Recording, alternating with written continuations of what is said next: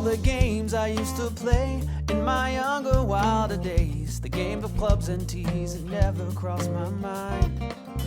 But after some discussion with my closest, dearest friends, I decided that... Welcome into another episode of the Turn Fantasy Golf Podcast. My name is Andrew Poor, go by AndrewPutters, with my partner in crime from Rotoballer.com, JoeNicely. Joe, rough weekend on the DFS. Great weekend in Knoxville, though. Beautiful weather outside, mid-high 70s. Everybody's outside washing the car, kids playing in the streets, wives doing yard work. I mean, you name it.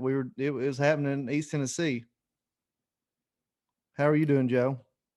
Yeah, doing good, man. Good to see you, Andrew. Yeah, it was a beautiful weekend here in East Tennessee. I actually got out to play some golf on Saturday, a few holes, and played 18 Sunday morning with our buddy Stacy and Rob.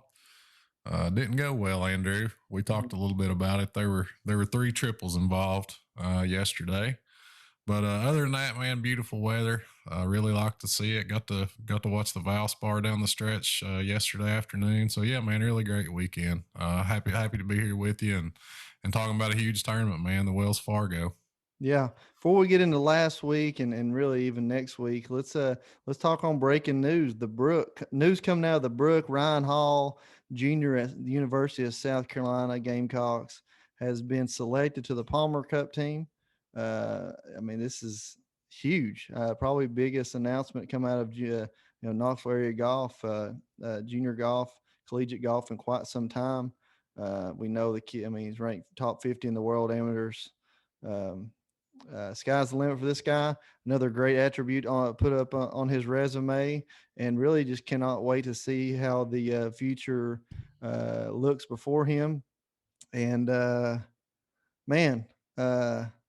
It's just really cool. I mean, a local kid that is a really good golfer and works really hard and takes the game very serious. And he's just easy to cheer for. Can't wait to see it, Joe. Yeah, man, really excited for Ryan. Wish him all the best.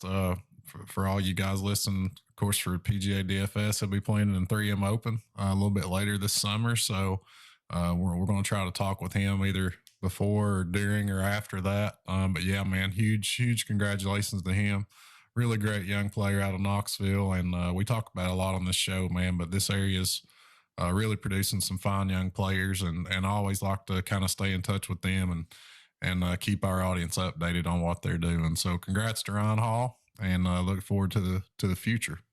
Absolutely. So, Joe, we haven't talked about it yet, but you're the lead golf editor at Rotoballer.com. We've got a PGA Championship on the horizon. This is going to be a big month for us, guys, and I'll tell you why. We got the Simmons Bank Open in Nashville going on this week on the Korn Ferry Tour. We have the Visit Knoxville Open next weekend at Holston Hills Country Club, which is literally 3 minutes from my house. Oh, I cannot wait to get down there and watch those guys play that golf course. Great Don Ross design. We got the PGA Championship the next week. And, yours truly is going to be playing in a couple of golf tournaments also. So big few weeks for us coming up. But, yeah, Joe, lead right into what we got going on at rotoballer.com. Yeah, like you said, man, big couple of weeks for us on the pod. We're going to try to have some really cool content for you guys, hopefully kind of outside of our normal thing. And we also have some amazing stuff over at rotoballer.com. So I hope you'll go over there and check that out. We got a PGA Premium Package that we're offering right now for $69.99. That'll take you to the Tour Championship. You get my Core 4 every week, my Value Plays every week. That had Sam Burns in it last week, by the way, Andrew. My boy Spencer Aguiar's just consistently killing the Vegas report, handing out gambling picks. Josh Bennett does a great course breakdown every week. You get all that and a ton more for $69. So use promo code NICE, NICE, when you go over there, and you'll get a discount. There you go. Use the promo code NICE when getting your subscription over at rotoballer.com. Number one place in the world for all your daily fantasy needs. So last weekend, Sam Burns, like you said, Joe wrote him up. He's been knocking on the door for a few years now. Great ball player, or great ball striker. Hits the driver very good. It really does a lot of things good on the golf course. Not really. I mean, it's hard to win out there, but I mean, he flashed some things, a few years back, and But came out on top, holding off the Keegs, who I shamelessly called him out as a first round leader, guaranteed lock it up on our roundtable report. So, but yeah, great tournament. The golf course did not disappoint. I was actually a little surprised that the scores were so low. And they sure did. They showed their teeth there on the weekend if those guys weren't playing well. So yeah, great golf tournament. Um, a big whiff for me was Ches Reavy. He usually plays tough golf courses pretty good, and I just whiffed on him. So, but Quail Hollow, man, this is one of the premier events on the PGA Tour. It's not a major championship. Ranks right up there with Riviera for me, or Torrey Pines for me on the great golf courses that they play. They're not major tracks, or does not play a major on regularly. What's special about Quail Hollow? Hosted the 2017 PGA Championship. Will host another PGA Championship in 2025. It's also scheduled to host both the Wells Fargo Invitational or Wells Fargo Championship and the President's Cup in 2022. This golf course is all you want. It was designed in 1961 by a man named George Cobb, redone in 2016 by Tom Fazio. It's about 7,600 yards long. It was changed from a par 72 to a par 71. It's got a few different types of grasses in there. Champion Bermuda. You just see a little poana in there. You'll see some overseas, some ryegrass, depending on what time of year. But just this is a big golf course. That's all I can say about a big golf course. The tournament, as said, Wells Fargo Championship, been around since I think around the early 2000s. It's Wachovia. Then it was Quail Hollow. Now it's Wells Fargo. It also hosted this site also hosted I believe it was the Kemper Open back in the 80s, maybe, which I think now is switched over to, or is in the 60s. It's switched over now to I think the Kemper's a senior event, but it's not held here anyway. But yeah, just this golf course has been around. It's a really good golf course, Quail Hollow Golf Club, very, very private club there in Charlotte, North Carolina, the Queen City. There's really nothing you can say about it. It's a big golf course, so guess what? Big golfers win here, and I don't mean necessarily. It's people that can handle the big golf course. Is what you're going to see. Former champions. We can go back through the list. Former champions, Jason Day, Rory, JB Holmes, Ricky Fowler snuck in there. Lucas Glover, who does not hit it short whatsoever, but Anthony Kim.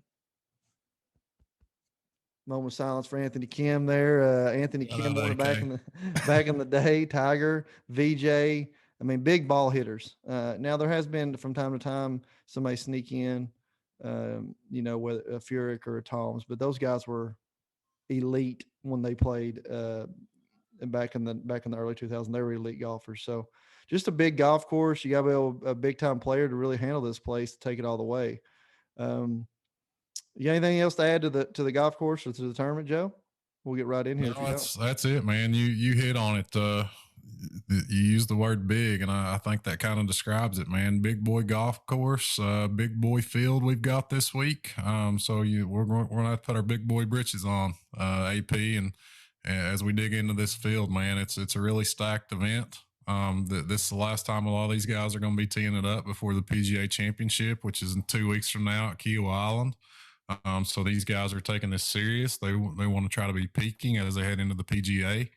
And I'm looking for distance this week. It's a very long golf course. It's kind of the opposite of what we've seen over the last couple of weeks. When we talk about Valspar and talk about the Heritage, the last couple of regular stroke play events we've seen. I'm definitely bumping up driving distance this week. I want to look at par 5 scoring. A lot of these par 4s measure in 450 to 500 yards. So I'll certainly be looking at that as well. So yeah, big kind of describes this tournament, Andrew, in a lot of areas. So it's going to be a really fun one, man. Can't wait to get into it.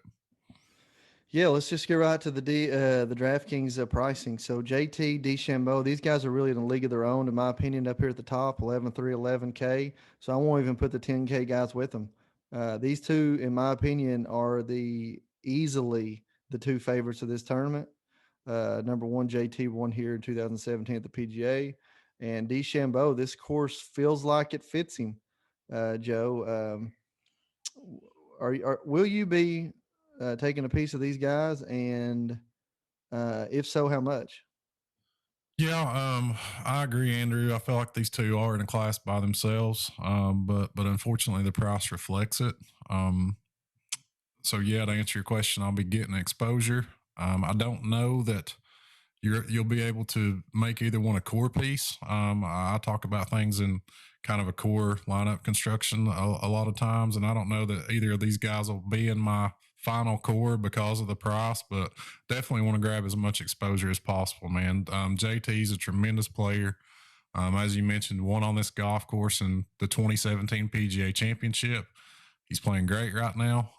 Won the Players recently, as we know, and looked great at Valspar last week. Man, led the field in strokes gained tee to green, off the tee, and on approach. But unfortunately, what we've seen with JT from time to time is the putter goes cold, and that was definitely the case last week at Valspar. He finished 67th in the field in putting, made 3 putts over 10 feet last week, Andrew, and still knocked out a T13. So it's pretty crazy just how good JT is from tee to green right now. So we certainly want to look at him this week. Bryson the Shambo is a very interesting player. First time we're going to see him since the letdown at the Masters, the second year in a row that he's struggled there. But this golf course is a great fit on paper, Andrew. He's extremely long off the tee, which we know leads this field in strokes gained off the tee. Kills par fives, which he'll need to do this week. Only 3 par fives, but it's crucial that these guys take advantage of the par fives this week. If we look back at recent winners, they have played very, very well on the par fives. So that's something I'm certainly taking into account. And an underrated part of Bryson's game is just how good he is. From 175 to 200 yards and 200 plus yards out, he's ranks first in this field in proximity from 200 plus yards over the last 24 rounds. That's an underrated part of his game. That's something that helped him at Bay Hill, helped him to win there, and something that helped him to play well at the Players. So I think those two are definitely the top 2 options on the board. Unfortunately, the price tags match, but I'll be grabbing as much as possible of these guys. Yeah, and to me and mine, the guy that ranks number 3 in this field is way on down the list. So, yeah, I agree with you 100%, and we'll get to who ranks 3 for me here in just a minute. But I agree with you. They're undoubtedly the 2 favorites going in the field. The odds, the price, it all reflects it. They're hard to find a spot for them on my piece too. Moving on, John Rahm, Xander, Webb, Simpson, Rory. Interesting grouping here. Webb Simpson, obviously the local guy. He lives literally 30 seconds away from that golf course. Actually lives on the golf course. However, he has struggled here in the past, and not really sure what the reason. Well, the reason we have to think is that it plays very, very differently and difficult during tournament time than it does normally. And it's just really a big golf course. So it really don't fit his game. Rory's won here twice. Xander, this golf course undoubtedly fits his game. He always seems to play the big golf courses better. And John Rahm is really probably will go overlooked this week. He's squashed in between the multi-wins there, Rory and the big boys. So you got any thoughts on these 4? Yeah, I really like them, Andrew. Like you said, you kind of go immediately to JT up at the top, and then of course Bryson. But this group of players is a very, very serious group of players, man. John Rahm, this course kind of screams him. Distance off the tee, can score on par fives, can handle big golf courses. Just screams John Rahm, man. So you have to like him. He's been so consistent this year as well. Xander came up short at the Masters. This is his first time teeing it up since then. And like you mentioned, man, he absolutely destroys hard golf courses. We've seen his record in major championships over the last few years. Plenty long enough off the tee. Does everything well. So you have to feel that Xander can play well here. Webb's a hometown guy, like you said, lives just right off the number 1 tee box. He's not, as you mentioned, I don't think he was crazy about the changes in 2017 that this golf course underwent. He was actually pretty vocal about that they'd almost made it too hard. It's certainly a longer golf course than Webb generally thrives on, but we know he's capable of playing well on pretty much any type of track. Rory's really, really interesting. There's been some big struggles there. We know that. Kind of highly publicized issues. Missed the cut at the Masters, missed the cut at the Players. This is going to be his first start since then. And he's been dominant in this tournament, man. He's won it twice, one in 2010, won it in 2015. Both times setting new round records. Shot 62 here in 2010, shot 61 here in 2015. Those scores coming before they change the golf course to make it a little bit tougher. But, if Rory's going to break out of this slump, this seems like a good spot to do it. He's had a few weeks to work on his game since missing the cut at Augusta. So, he's more of a GPP type play for me. I'll certainly keep an eye on ownership and maybe trying to go, overweight on the field if it looks like Rory's going to go low owned. But, he's not a guy that I'm going to build around this week, Andrew. Yeah, I'm actually probably skimming through right past these four as well, Joe, if I'm looking at building something. And I'm really concentrating on this next group, the 9K guys. There's some studs in here. Vic Hovland, who played great last weekend. Cantlay, who's been struggling a little bit, but he's definitely an elite talent. I'm not ready to put him in there. But the Finau, Zalatoris, P. Reed, and who I think is the third best player in this field, Corey Connors. Joaquin Needham, Max Homa, who's the defending champion from the 2019 year. I love Hovland. I love Zalatoris. I love Finau. I love Connors. I still love Neiman. I'm not as high on him as you are. Definitely not as high on Homa at this price, even though he played pretty good last week. That's what I'm catching from this group. Of course, that probably means Patrick Reed will be right in there on Sunday. This is a big group, big names, produce big results here. What's your thoughts on this group, Joe? Man, you're exactly right, Andrew. This is a really, really juicy range, and it's one of those things. If you do want to fade the top of the board this week, you can do your best to just jam as many of these guys as possible in your lineups. This salary scale. We're doing this on Monday night, Andrew. I always like to point that out. But this salary scale kind of screams stars and scrubs to me because of how strong this 9K range is. You mentioned Victor Hovland played extremely well last week in his debut at the Valspar. Had a third place finish. Brings a lot of momentum into this week. Shot a final round 65 last week. Leads this field in strokes gained par 5. Ranks top 5 and basically every major strokes gained ball striking category, off the tee, tee to green, ball striking, approach. We love him on hard golf courses. We love him on long golf courses. Very good long iron player. So I absolutely love Victor Hovland, man. The only knock is there's really no course experience here. And following Victor, you got a ton of just, amazing players. Patrick Cantlay's been in a slump. Is he a guy we can look at in GPPs? Normally, this is a golf course where we'd want to target him. Tony Finau seems to check every single box. Plays long par fours extremely well. Played good at the Masters. Willie Z, man, the kid is a superstar. We talked about him on this show maybe before anybody else. So we got a lot of love for him. Played well at Winged Foot, played well at the Masters. I mean, you name it, man. Any challenge that's been tossed in front of this kid, he's kind of met head on and exceeded expectations. So I feel like Willie Z is a tremendous play. Also got the Wake Forest kind of connection to the area, North Carolina area. Reed's played well here. We know he's a beast on tough courses. And Corey Connors, man, kind of underwhelmed last week. I really liked him. I think a lot of people did. But when it's all said and done, man, he gained over 4 strokes on approach and still knocked out a top 25. So, it wasn't like he played bad last week, just didn't have everything clicking. But I think you can definitely go back to him. And closing out with Neiman and Homa, man, 2 great players. Homa's the defending 2019 champion of this event, played well last week. And Neiman is just about as solid as they come. So, I mean, you could really pick anybody you want in this 9K range, Andrew, and I don't feel like you're going wrong. Victor certainly stands out. We love Willie Z, and Connors is a favorite, man. Kind of like a little bit of a bounce back week for him.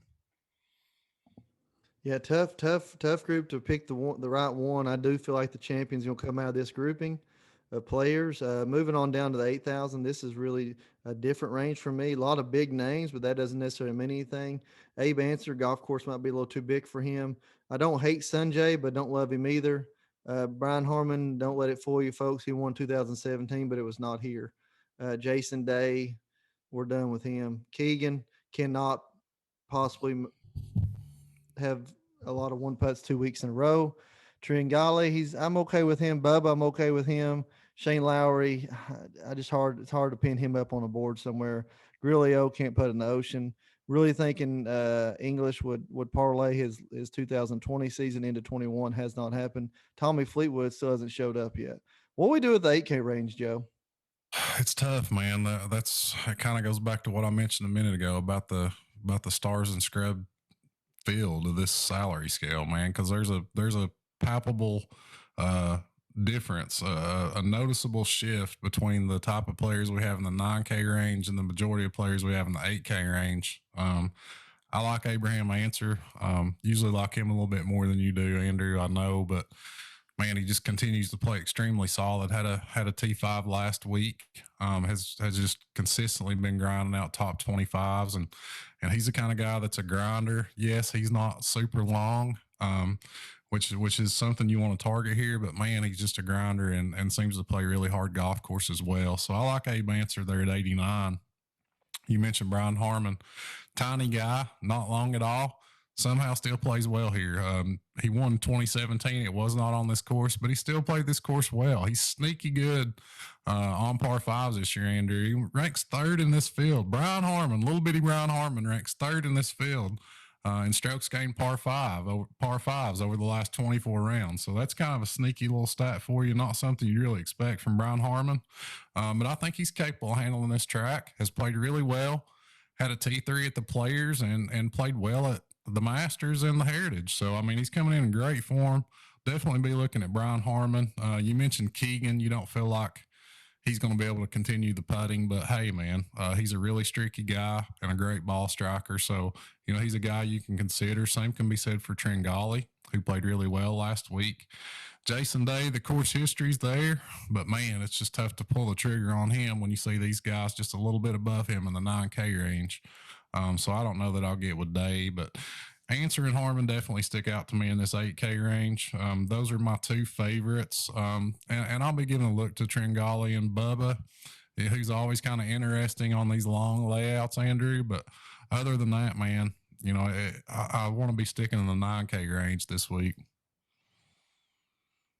Yeah, don't like the 8K range at all, like we just said, and honestly, there's a lot of big names in the sevens as well, and not real happy with them, especially if you're looking for consistency or value. It's going to be tough to find here, in my opinion.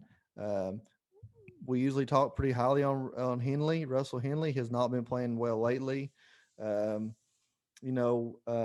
This course really does not set up for Stuart Sink, but in reality, the guy's playing like he's 35 again. You know, there's that a new kind of a feeling about him out there on the golf course, man. He played great at Augusta. So who knows with him? Let's see, Lucas Glover, I usually talk pretty highly on big golf courses about him because the dude can't putt. So, I mean, you're dealing with the same thing there as you're dealing with Keegan. But moving on to, no sense in naming everybody in this range, but it's just range is really, really hard to find somebody that you're going to love to put in a lineup on this golf course. And it's probably the same. You could probably find the same quality of player or the same quality of consistency in the player, even down in the sixes. So, Joe, I don't know where to go from here. I do know one thing, even starting at 7,900, just going through the rest of the field, it's hard to find anybody, like I said, but a name that it is time to get back on the bus with is going to be out of the blue for me, and that's Doc Redman at 6,900. So, Joe, just go ahead and talk about the rest of the field from 79 down. Anybody that sets out for you and it sticks out for you, and I'll shoot you down or give you a handshake. As you mentioned, man, the key word that you mentioned, Andrew, is consistency. And there's a pretty big lack of it as we start working our way down the salary scale this week, which makes it tough, man. Makes it tough in the 8K range, makes it tough in the 7K range. There's guys you like, but not a lot of guys you love. Certainly guys that are playable, but not necessarily guys that you can build around. So I feel like there's a lot to figure out for us this week as kind of we progress on in towards Thursday. Lucas Glover, you mentioned, I raced him last week. Andrew put him in some lineups, was feeling really good. And then I think we got a little 77 or 76 there on Saturday. So he's back on the list, bud.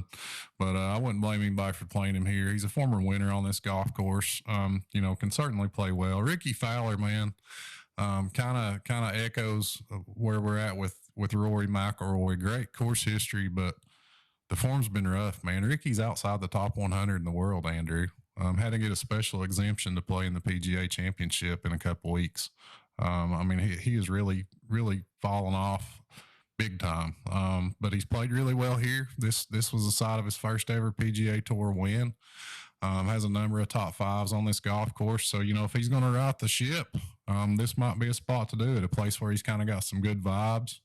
Brendan Steele, I do like. I like the length here. There's a pretty solid course history. We've seen him play some good golf this year in spurts. So Brendan Steele, I do like at 7,700. Joel Damon, kind of a unique player, man. Almost like Bubba Watson, seems to play well on the same courses repeatedly. While playing terribly on other courses. But this is one where he's played well. Had a runner-up here in 2019, the last time this event was played. Also has a T16 here in 2018. We know that he won in Corrales a few weeks ago. He's been laying low since then. But I think you can give Damon a look. I just don't love the $7,600 price tag. And then you got some guys, you got some grinders, man. Matt Wallace at 7,500. We've seen him playing well. You kind of always have to lock him on tough golf courses. And then when you start kind of looking for distance, man, a guy that I jumped to down towards the bottom of the 7K range, one of your guys, Andrew, Jonathan Vegas, extremely long off the tee, has made 4 straight cuts in this event, has a top 10 here. We saw him finish runner-up in Puerto Rico, a couple months ago, and we've seen him pop a couple times. But, man, distance is very important this week. So I'm looking at Vegas, a guy like that. A ball striker like a Matthew Neesmith that's been playing well. But yeah, man, in this 7K range, you're really just kind of guessing. You're throwing darts almost, which makes me more apt to try to get as many guys as I can from the 9K range, and then slide on down even into the 6s, man. As we get down there below the 7K range, there's some guys that we might not love, but we almost feel as comfortable rostering as a lot of the guys in the 7K range. You mentioned Doc Redman. He's coming back around looking a little bit better. Luke List is a ball striker. A guy I did want to bring up is Adam Shank, man, who's been amazing on approach his last 2 starts. Has top 25s in his last 2 outings and has a top 25 on his Wells Fargo resume. So I think you can definitely look at Adam Shank at 6,800. James Hahn is a kind of a course history beast. He's won here before. We've seen him play well earlier in the year, even though he's fell off a little bit as of late. And then as you get down, man, just kind of more darts. It's something where I'll be targeting distance. I'll be targeting par 5 scoring as we move on down the slate. Trying to find guys that I feel comfortable rounding out lineups with, as I'm kind of top loading lineups this week, Andrew. Yeah, a couple of names I'll throw out there. I know I said I'll just mention Doc Redman, but a couple more names. I love Naismith. Luke List is definitely a dart, but he hits the ball well. We just don't know if he'll be able to make enough putts to make the cut. KH Lee played well in Phoenix. Not that Phoenix is exactly the same golf course, but definitely is big on the over 200 yards into the green. Yeah, and I've got another play I'm going to say for my dart play, Joe, but it feels like pick you 3 guys up there at 9K and then close your eyes and spin the wheel and put 3 more in there and just roster a bunch of teams. That's what it feels like to me. Yeah, you hate to say that, but as we're doing this on Monday, man, you can really notice the lack of solid options on the lower end of the salary scale, and it's hard not to notice the quality options at the top. So to an extent, I agree with that, Andrew. I think it's something we'll figure out as the week progresses, and as we can dig into the numbers a little bit more. But I certainly like a lot of the options up at the top of the board. But As you move down even into the higher 7s and mid 8s, you feel like you're getting these guys where you're really gambling with. Not a ton of guys you want to put all your chips in the middle with this week. Yeah, I agree. So Joe, it's time for the most special part of the show, the darts and hearts segment of the show to close it out. Who's your dart and who's your heart?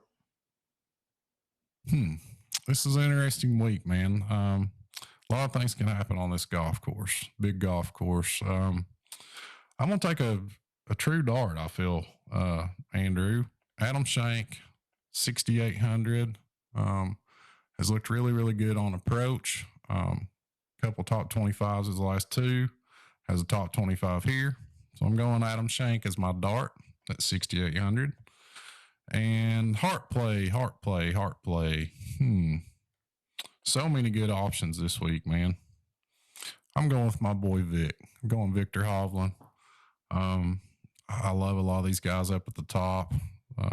But man, I just love Victor's game. I really do. I like the momentum he's bringing in after a 65 last Sunday. Like the way this golf course fits him. So that's my heart play this week. My man V Hova. I don't like your dart, but I do like your heart on this one, Joe. My dart play of the week is somebody that really has. If you look at his strokes gain approach, strokes gain tee to green, he really ranks a lot higher than some of the guys that we've already talked about that we love in the 9K, and that's Tom Hogue. I love him as the dart play of the week, 7K. Probably be my value play of the week as well. He just seems to play big golf courses pretty good. Not necessarily, he's not going to have you go out there and win this thing, but he seems to play big golf courses pretty good. My heart this week, I hate to say this out loud, but it's with Dee Shambo, man. I'd never pick him. I mean, you never hear me talk good things about him, but he just hits the ball so far. Is going to be a noticeable advantage on this golf course. Now, obviously, if JT gets the putter going, man, he can win it easily, but it should be a great tournament, man. There's a lot of guys that we like to see play golf. It should be right in there on the Sunday. So my name is Andrew Putters. That is Joe Nicely. And thank you, Rotoballer.com, the #1 place in the world for all your DFS needs. And thank you for listening to the Turn Fantasy Golf Podcast. Dearest friends, I decided that I'd give it one good try. But that was my first big mistake. I've already hit 3 in the lake. It's gonna drive